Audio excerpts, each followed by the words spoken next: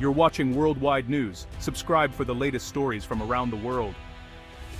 I don't think people understand just how much no service can disrupt our lives.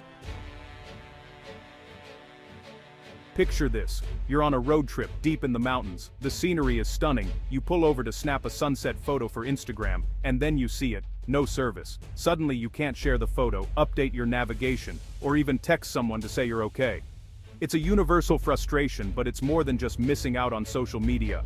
Imagine your car breaking down on a deserted highway, or getting lost on a hiking trail as night falls. Your phone, your lifeline, is now just a paperweight. For all the tech packed into our phones, they're still completely dependent on a patchwork of cell towers that don't cover every inch of the planet. We expect constant connectivity, banking, work, navigation, entertainment, staying in touch. When it fails, it feels like a major disruption. We've learned to plan around dead zones, download maps, save music, warn friends. It's just part of life, right? But what if it didn't have to be? What if no service became a thing of the past? A new development is promising just that, and it's not coming from the usual suspects. This could fundamentally change our relationship with our devices. And for the biggest names in tech, it's shaping up to be a serious problem. The era of accepting dead zones may be ending. The question is, who will lead us into this new age of always-on connectivity? Let's find out. So, what's really happening when your phone says, no service? It means your device can't find a compatible cell tower. No signal, no connection. Cell towers are expensive, so they're built where the most people are. Cities, suburbs, highways. Venture outside those areas. National parks, rural communities, stretches between cities, and you hit dead zones. Even in cities you can lose service underground, in parking garages, or in crowded stadiums where networks get overwhelmed. The result? No calls, no texts, no data. Your smart device suddenly isn't so smart. It's a vulnerability we've all experienced, a crack in our digital lives. And for premium devices like iPhones, the frustration is even sharper. You pay for seamless connectivity, but the network isn't always there. We've come to expect our phones to work everywhere, but the reality is they don't.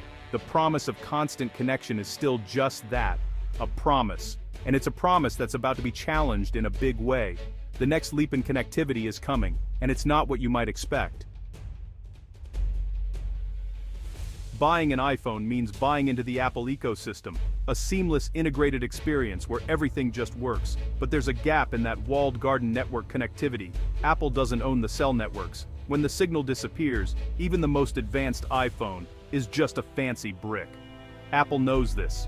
Their answer? Emergency SOS via satellite, introduced with the iPhone 14. It's a life-saving feature. In a dead zone, you can point your phone at the sky and send a compressed text to emergency services. It's brilliant tech, and it's saved lives, but it's a last resort, not a solution for everyday connectivity. The limitations are clear. It's for emergencies only, requires a clear view of the sky, and only sends short, pre-formatted texts. No calls, no web browsing, no normal texting. It's a patch, not a fix. For most situations, your iPhone is still just a brick in a dead zone. The illusion of a perfect Apple experience breaks down when the network does. And that's a problem Apple hasn't truly solved. But what if someone else has? The next big leap isn't coming from Cupertino. It's coming from the other side of the world.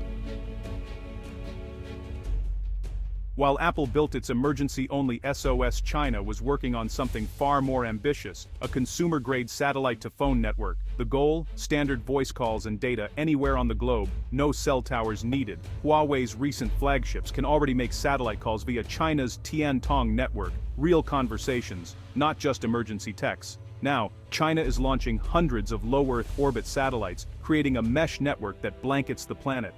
Think Starlink, but for your phone. This isn't just for government or military use. It's being built for everyday consumers. Next-gen Chinese smartphones will have this tech built in as a standard feature. Their promise: you'll never see no service again. It's a paradigm shift, untethering phones from the ground and connecting them directly to the sky. Instead of filling every coverage gap on Earth, they've built a new layer of coverage above it. This isn't an incremental upgrade. It's a total reimagining of mobile connectivity, and it makes current limitations look ancient. The game has changed. So, How does this work? It's a mix of advanced satellites and new phone chipsets. China's system uses a constellation of low Earth orbit satellites, closer to Earth, so there's less lag and no need for bulky antennas. New phones from Huawei, Xiaomi, and others have specialized hardware to talk to both cell towers and satellites. To users, it's invisible. The phone looks and feels like any other. When you lose cellular signal, it automatically switches to satellite. No apps, no menus, no pointing at the sky. You might notice slower speeds, but you can still call, text, and use basic data. The connection never drops to zero. It's a baseline level of service, everywhere, on a plane, in the ocean, or hiking in the wild. It's not about streaming 4K video in the desert, it's about always being connected. This transforms connectivity from a variable to a constant. The essential functions of your phone are always available. It's a game changer for everyday usability, not just emergencies. The era of dead zones is ending. Compare Apple's solution to China's, and the difference is clear. Apple's Emergency SOS is a brilliant, user-friendly feature for life-threatening situations, a safety net you hope you never need. China's approach: solve no service entirely, for everyone, every day. Their phones just work, no matter where you are.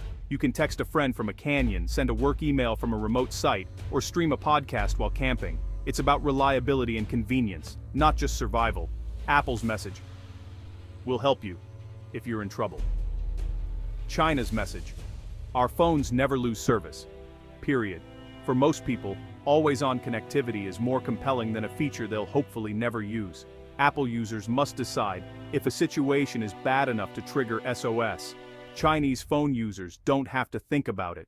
Their phones just work. This removes friction and anxiety from the user experience. It's a foundational shift in what we expect from our devices. The marketing story is different too. Security versus freedom. And for millions of users, freedom wins. The bar for what a smartphone should do just got raised. What does this mean for Apple? They're not going out of business, but for the first time in years, they look a generation behind on a core feature. In emerging markets with spotty coverage, a phone that guarantees a connection everywhere is a killer feature. For many, always-on connectivity could outweigh the Apple ecosystem. This could slow Apple's growth in key markets and force them to respond fast. Building a global satellite network is a massive multi-year project, whether Apple does it themselves or partners with someone like Starlink. Meanwhile, competitors will have a head start, pushing the message that their phones are simply more reliable. This could trigger a new arms race in the smartphone industry. For years, innovation has been incremental: better cameras, faster chips. A guaranteed global connection is a true game changer. Soon, a phone that loses service will feel broken or incomplete. Apple can't afford to let that perception stick. The pressure is on. The next big leap is here. Ubiquitous satellite-to-phone connectivity isn't just a new feature. It's a new era for communication. It sets a new baseline. Your phone should work everywhere, period. This erases the old maps of good and bad service. Now, a reliable connection is a property of the device, not your location. Industries like logistics, agriculture, and energy will be transformed. No more dead zones for truckers, farmers, or field scientists. The safety and efficiency gains are enormous. For individuals, it means freedom to travel, explore, and live without fear of being disconnected. It could boost rural living, remote work, and adventure travel. The psychological comfort of always-on connectivity is a powerful selling point. There are challenges: cost, subscriptions, international regulations, privacy. But the direction is clear. The era of no service is ending. Mobile is about to mean global. Is Apple finished? Of course not, but they're facing their biggest challenge in years. This isn't about a better camera, it's a leap in what a smartphone can do. The pressure is on for Apple to respond, and fast. The longer they wait, the more competitors can make always-on connectivity the new standard. For users, this competition is a win. It pushes the whole industry forward. Apple is at its best when challenged. They'll catch up, but the race is on. Soon, losing service will be rare. The death of no service is a massive win for consumers. It makes our devices more reliable, useful, and safe. It's a fundamental improvement to something we use every day. The real story isn't Apple in trouble. It's a long-standing problem finally being solved.